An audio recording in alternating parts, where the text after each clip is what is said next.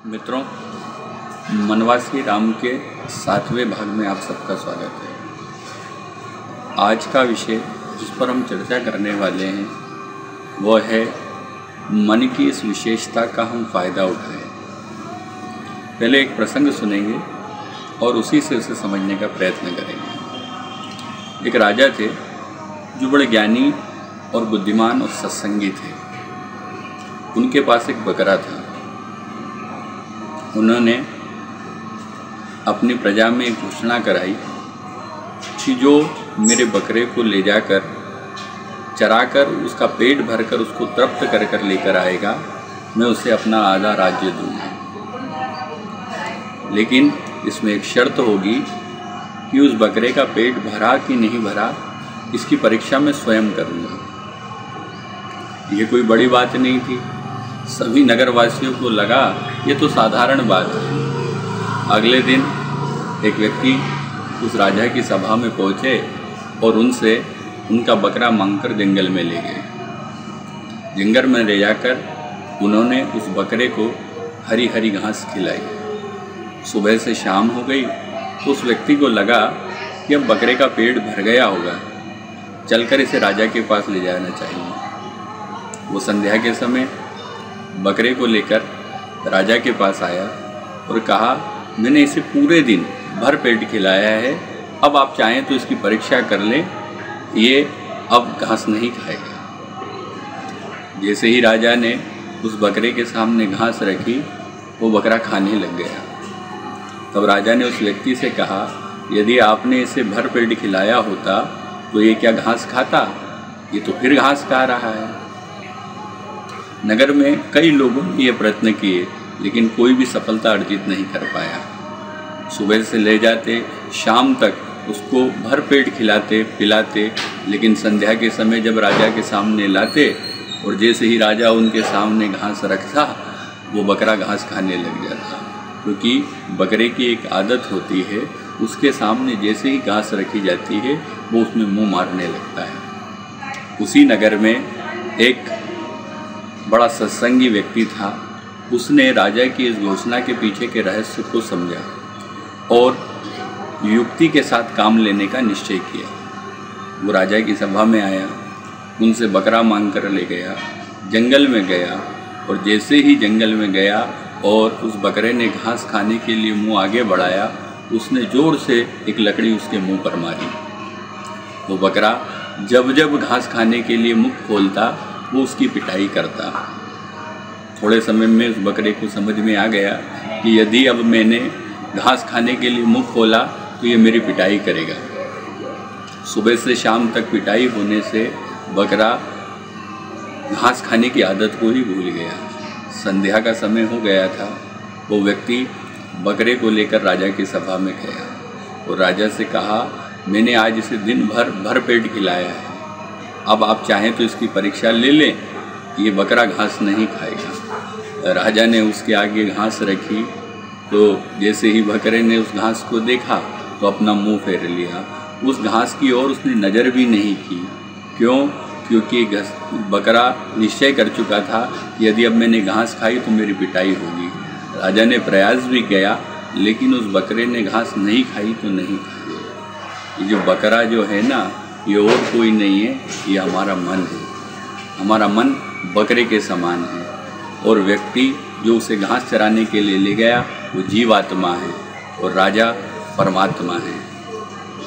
हम चाहे जितना प्रयास कर लें, इस मन रूपी बकरे को कभी तृप्त नहीं कर सकते, कभी इसे भरपेट नहीं खिला सकते। हमें यदि आवश्यकता है तो इस मन को मारने की आवश्यकता है। जब ये मन को हम मारेंगे ना, जब इस पे अंकुश लगाएंगे, तभी ये मानेगा। इस मन को पालना नहीं है, इसको मारना है। जब ये मन सुधरेगा तभी हमारा जीवन सुधरेगा।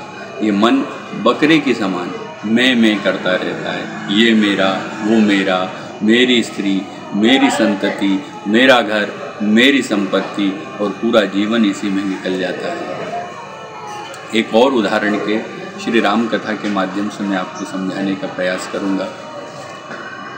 श्री राम कथा में गोस्वामी जी ने कैलाश का एक सुंदर दृश्य देखा। और फिर उस सुंदर दृश्य को सुंदर चौपाइयों के भाव में उतारा।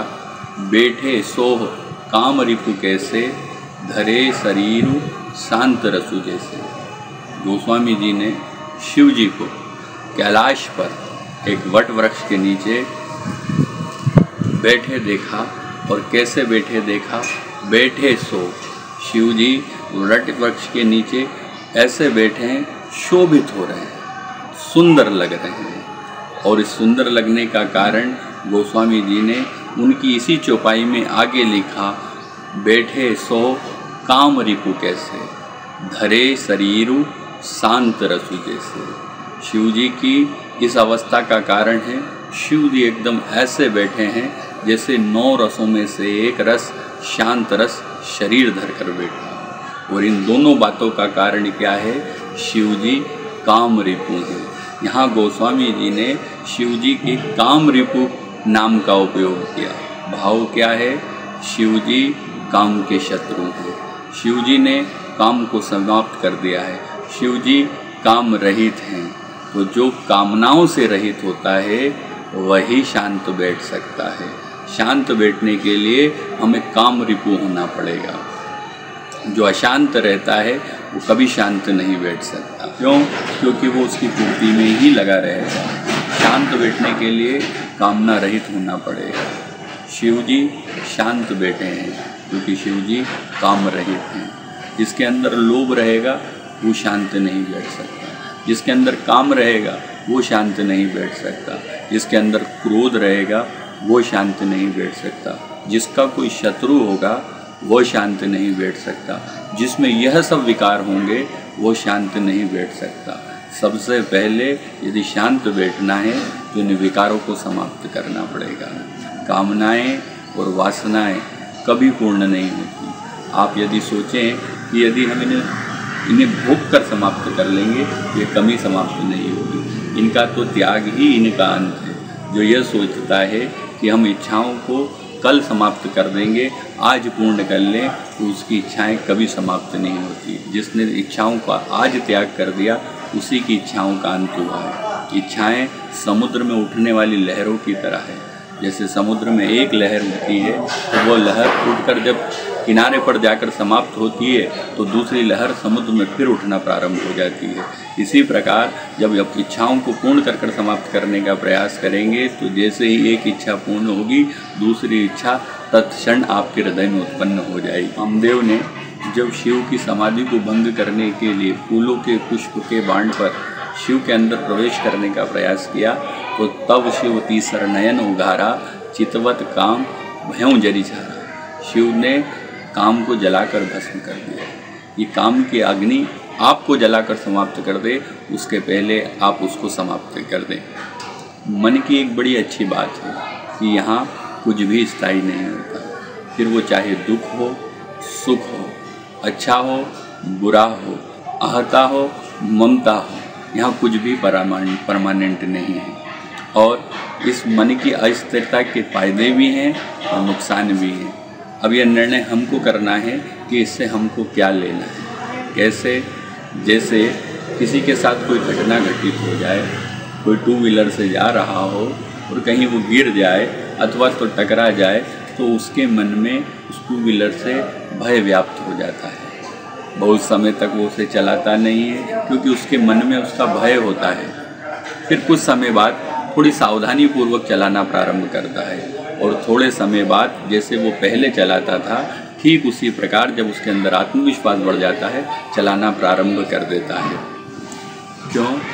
क्योंकि मन में जो व्याप्त भय था वो धीरे धीरे समाप्त हो गया। मन में कुछ भी स्थायी नहीं रहता। कभी मन में कोई दुख हो जाए तो मन अस्थिर हो जाता है। मन में बुरे बुरे विचार घर कर लेते हैं। हम न जाने क्या क्या सोचने लगते हैं। लेकिन थोड़े समय बाद जब हम मन को वहाँ से हटाकर कहीं और लगाते हैं तो वो जो दुख का एहसास है वो कम हो जाता है। जैसे दुख स्थायी नहीं रहता वैसे सुख भी स्थायी नहीं रहता। और वैसे ही हमारी किसी के साथ अहंता और ममता भी स्थायी नहीं होती। अर्थात जो पहले था अब नहीं रहा। जहाँ दुख था वहाँ सुख हो गया। जहाँ प्रेम था वहाँ वैर हो गया। जो पहले अच्छा था वो कुछ समय बाद बुरा हो गया। क्योंकि यहाँ कुछ भी स्थायी नहीं है। किसके कारण? मन के कारण। कहने का आशय यह है कि जब अच्छा बुरा बन सकता है तो बुरा भी अच्छा बन सकता है, बुराई करने वाला भी अच्छा ही कर सकता है। ऐसा नहीं है कि जिसने जीवन भर अच्छा नहीं किया वो सुधर नहीं सकता, वो भी सुधर सकता है।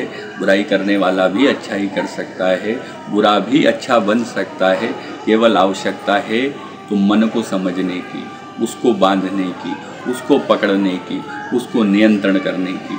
उसको अवसर दें, अच्छा सोचें तो आप भी अच्छे बन सकते हैं। मन की इस स्वभाव का हम फ़ायदा उठाएं। इंग्लिश में एक स्लोगन है, एक कहावत है, it is never too late, कभी भी इतनी देर नहीं होती। इसलिए मन की इस विशेषता का लाभ उठाएं। मित्रों, मनवासी राम में मन की इस विशेषता का लाभ उठाएं। आपको कैसा लगा आप अपनी भावना से हमें अवगत कराइएगा। आज के लिए इतना ही। आगे फिर हम मनवासी राम के माध्यम से शीघ्र मिलेंगे। धन्यवाद।